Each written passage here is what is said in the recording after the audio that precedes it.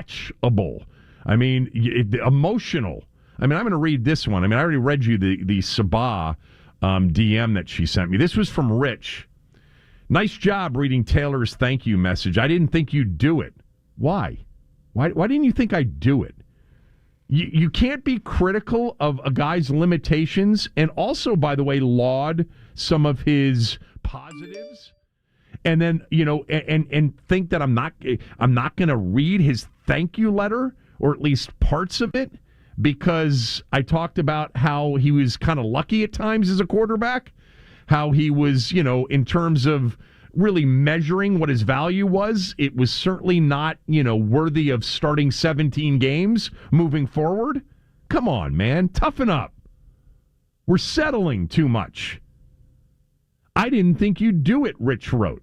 Your takes on him in recent years have been so off the mark. Really? Which one, Rich?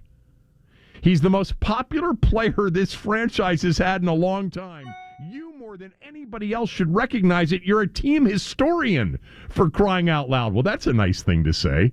I don't consider myself a team historian at all, but that's a very nice thing to say. The nicest thing that you've said. The letter was great. His departure hurts.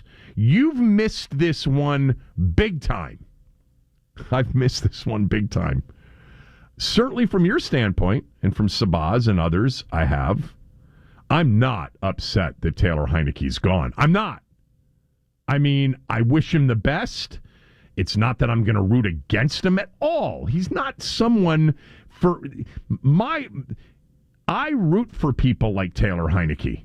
I root for the underdogs. I root for the overachievers. I like overachievers. I like smart people and smart players. There's nothing about Taylor Heinicke, the person, that I don't like from afar. I don't know him. And there's a lot about Taylor Heinicke, the player, I do like. But my God, I mean, this one from Sam, you sounded like you were in pain reading his thank you letter. I did? Really? You're just hearing what you want to hear. And the emphasis on him thanking Rivera seemed disingenuous. That was from Curlin on Twitter. No, it wasn't.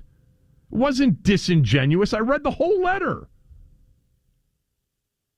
Serious question. How many of you probably think he should be in the Ring of Fame?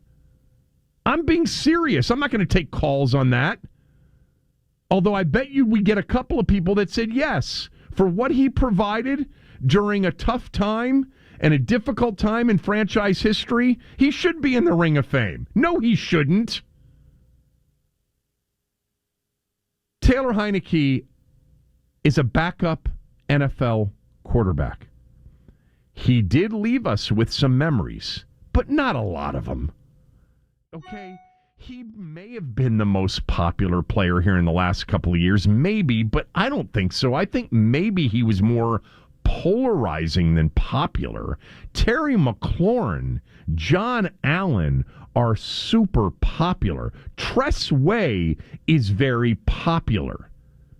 You know, I'm not saying that you have to be a good player to be a popular player, but I think Taylor Heinicke, for those in the Heinicke hive, believe that you guys speak as the overwhelming majority. I don't think you do. And I'm not talking about him personally. I think everybody's on board with liking Taylor Heinicke and liking the Taylor Heinicke story. Not everybody's on board with continuing to have Taylor Heinicke be the starting quarterback. And just some of the follow-up I'm reading to this farewell letter kind of emphasizes the point, or at least the discussion that I brought up maybe a month and a half ago about would it be difficult if he were still on the roster moving forward. Certainly dealing with some of you, it would have been difficult, no doubt.